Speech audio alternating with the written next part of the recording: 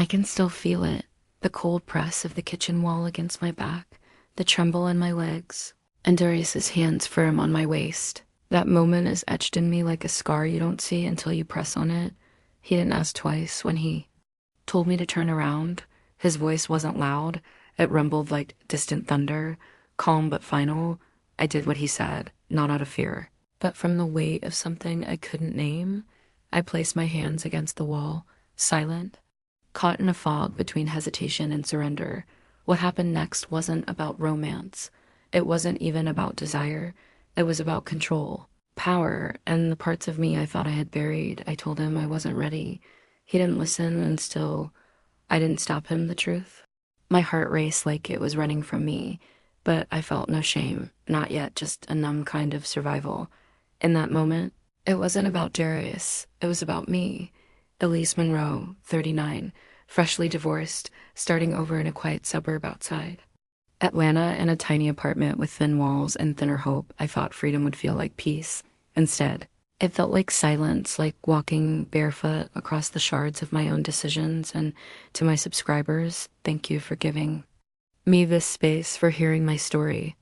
However broken it might be, if you're still here, leave a comment. Let me know you made it to the end. Also, a broker. One of my landlords was Darius, a tall, dark, and superbly chiseled man who exuded the kind of silky assurance that made you believe he could speak the stars out of the sky, despite the fact that he wore gold chains that shimmered on his skin and drove a black Challenger. He grinned as if he knew every secret that a woman had ever tried to conceal. The first time I met him, I did not pay him much attention. Up until the time that the rent was due on the 5th day of the new month, the day had arrived. Having just finished my shift at the diner, I had just arrived home. In addition to being exhausted and sweating, I noticed that my bank account was exactly $2,357 in the red. I anticipated that Darius would show up. When anybody was running late, he always did. The door was knocked on by someone. I carefully opened it, my body already tightening up with fear as I started to do so. And he was standing there, in style, which consisted of a white t-shirt, gold chain, and tight jeans. It was that glance that meant he was aware that I had nothing to offer. I replied in a hurry that I was going to give him a call. Indeed, he said as he entered the building without being asked. What were you even going to say? He asked, his voice deceptively calm. That you just need more time, that you're going to figure something out. I opened my mouth, but the words tangled in my throat. I'm trying. I'm ready to fix this. He leaned against the door frame, arms crossed. Time doesn't keep the lights on. Elise, his voice was gentle, almost sympathetic, but it cut like silk-wrapped steel. I drew in a slow breath, trying to stay calm. We'll have it by the start of next week, I promised, my voice more confident than I felt, without another word.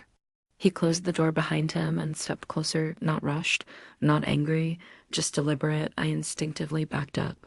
I could evict you today, he said, his tone low. Matter of fact, I froze, but I won't, he added. You want to know why?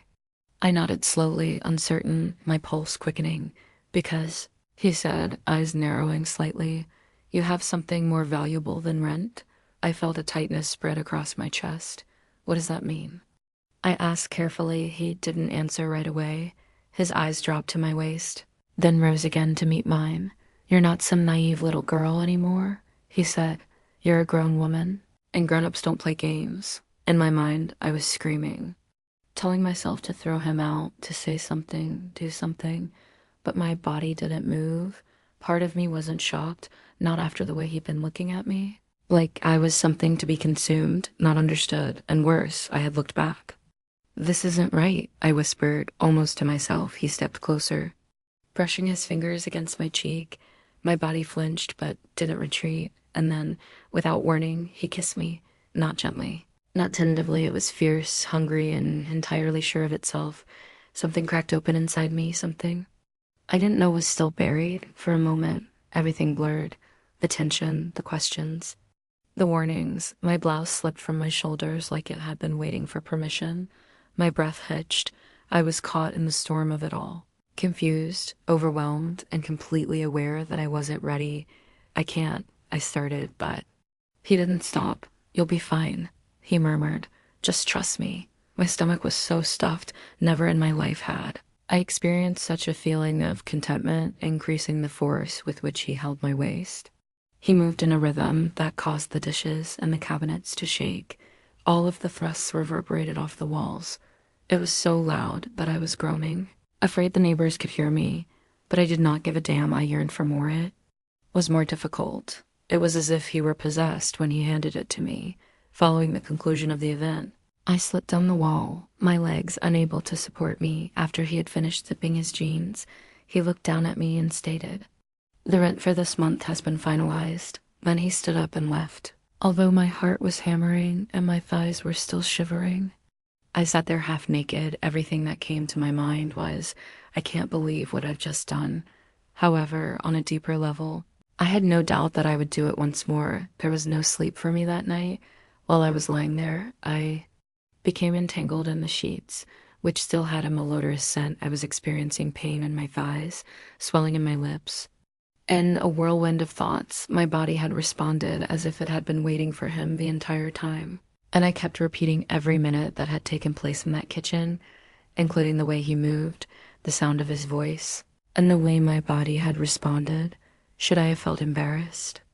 I ought to have shed a tear. I did not. However, instead, I reached out and touched myself while I was still under the sheets.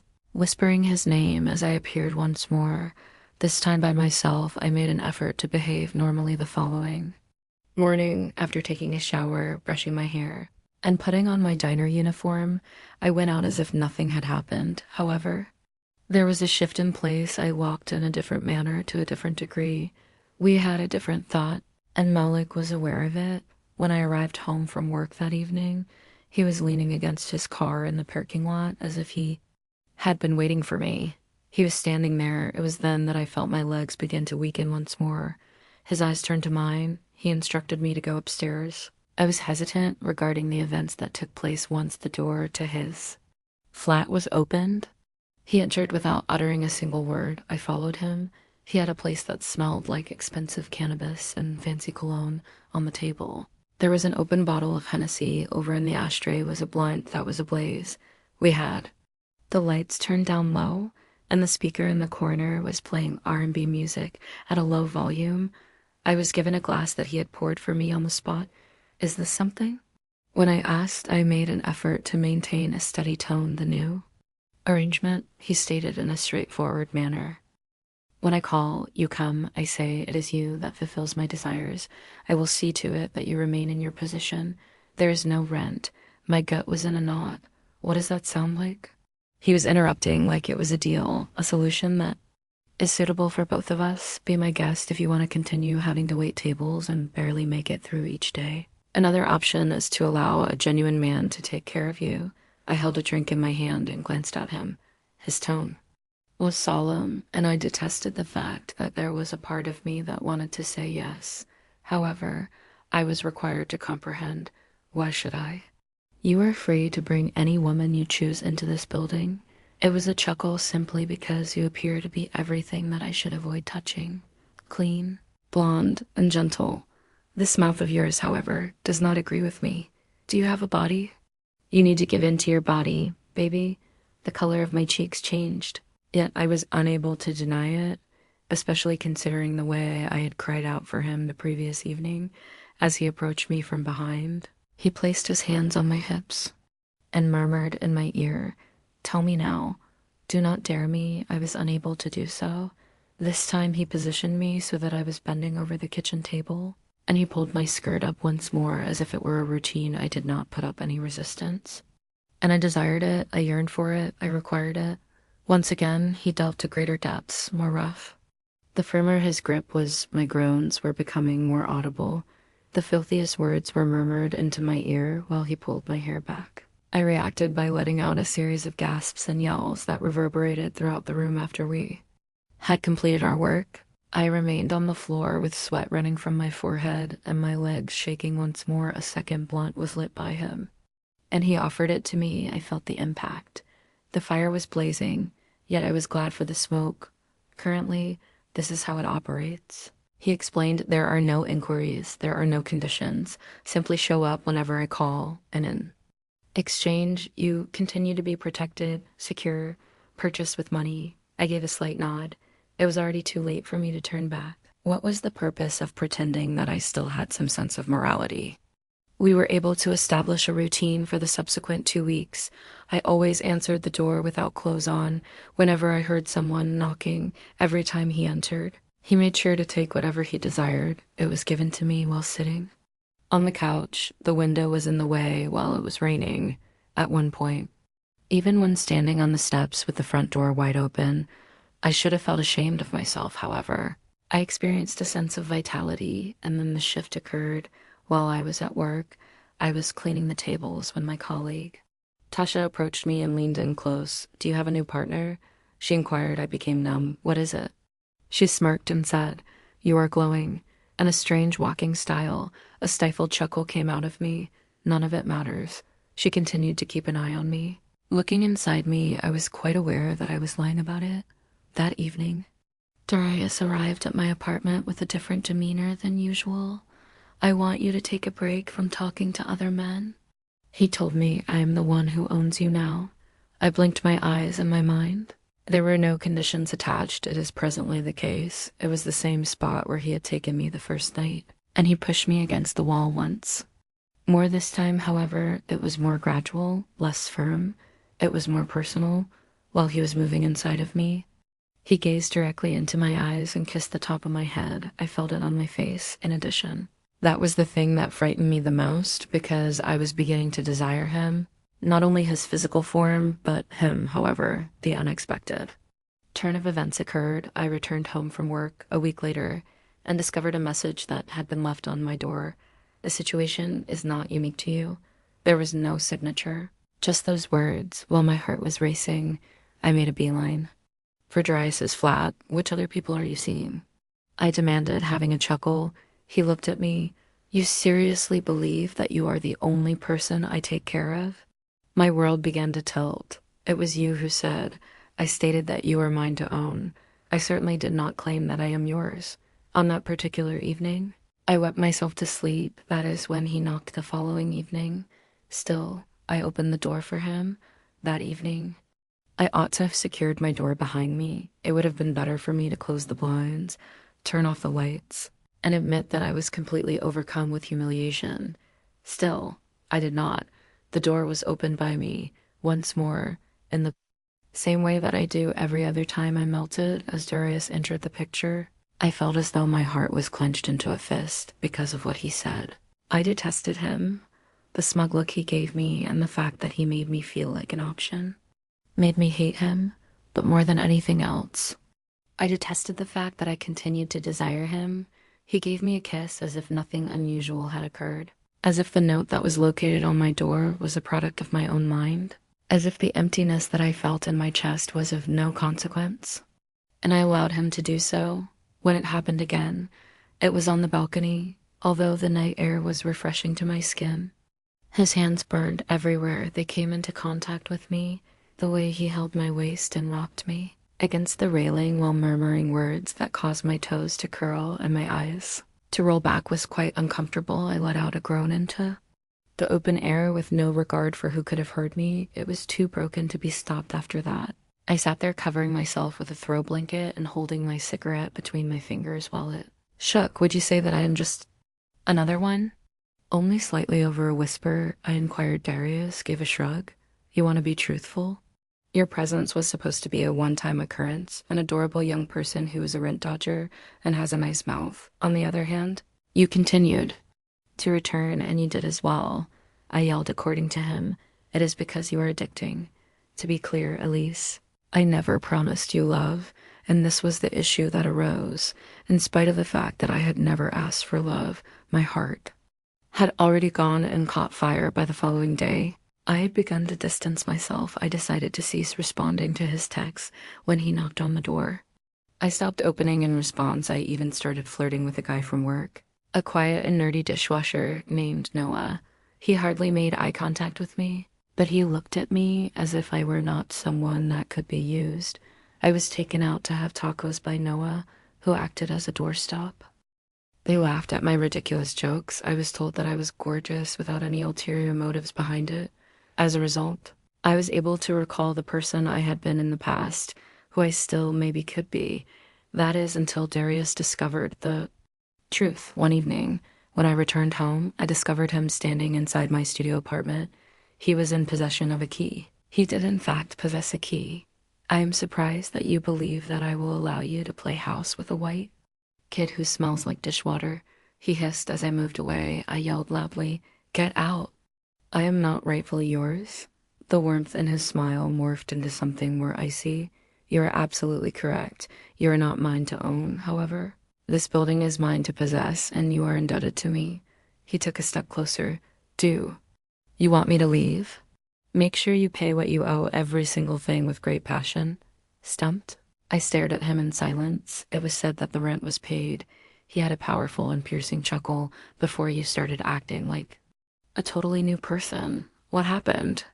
It made me want to shout, cry out, hurl something. Please, I, however, stood there still. Okay. I suggested I will relocate. He wore a grin. You are unable to, because of your lease. You are obligated to remain in this location for another 6 months. Moreover, sweetie, there's no way that a court will rule in favor of a broke blonde server over me over the course of that night. I had a scary realization. It's not only that Darius was a lover, not merely a landlord either. The man was a snare. I had voluntarily entered it, and I had done so. A fortnight has passed. Every opportunity I had, I avoided him. There were instances when Noah stayed over while we were watching movies and making out like we were adolescents. I convinced myself that I was going on with my life. Darius did not see us together until the night before it was becoming late, when he emerged from the shadows. We were joking in the corridor as we were making our way back from a late shift. He did not utter a single word. It was just him looking at me, and I was aware of it. Noah gave me a hug and a kiss on the cheek before entering my apartment while I was standing outdoors. I faced Darius as if I were getting ready for battle. I told you that you do not have the right to feel jealous. It is no longer your right. His response was that he had never lost anything. Yes, you are still present. You continue to be mine. My hair was brushed behind my ear by him as he reached out to us. His fingers remained in place. I can make things extremely uncomfortable for your little guy. He muttered, I can make people uncomfortable, alternatively, for you. I'm curious about the reaction of your boss. If I were to suggest that you let your landlord reorganize your interior in order to receive a rent reduction, my body went into a coma. I told you that you would not do that. He gave a smirk. Give me a shot on that particular evening. I severed all ties with Noah. His comprehension was lacking. All he did was urge me to explain what was wrong to him. I was unable to. Not before I had dragged him into the nightmare that I had made for myself. When he went, I cried for a number of hours. I let Darius into the apartment that evening as though nothing had ever happened between us. No confrontation, no explanation, just silence wrapped in a fragile routine. He entered like he always did, confident, casual, entitled. I didn't resist. I didn't speak. I simply existed in that moment, letting him take up space, letting him fill the air with promises I once longed to hear. But this time, something was different. I didn't lean in. I didn't answer his words or his presence. I laid still, watching the ceiling empty inside, detached from it all, as if the version of me that had once ached for connection had quietly slipped away. And somehow he noticed. He paused, looked at me with something like confusion or maybe suspicion. Is the fire still burning? He asked. I turned my face to him, my eyes steady, and replied with a calm that surprised even me. She's gone. I said, the woman you used to know. She died quietly one night, and you were the reason. There was no anger in my voice, just truth, simple, undeniable truth. He didn't argue. He didn't press for the first time.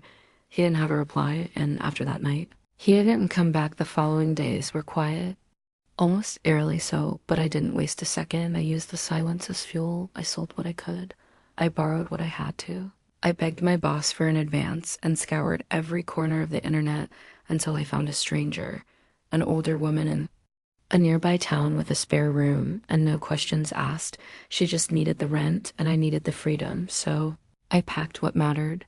Barely more than a suitcase I left behind the bed where I'd lost myself, the couch where I numbed the pain, and the keys that once made me feel safe, but I didn't leave behind the scars. Because the truth is, escape isn't always clean. Sometimes, even when you run, pieces of what broke you still cling to your skin, but I wasn't her anymore, not Elise who whispered apologies into the dark, not Elise who waited for someone to choose her.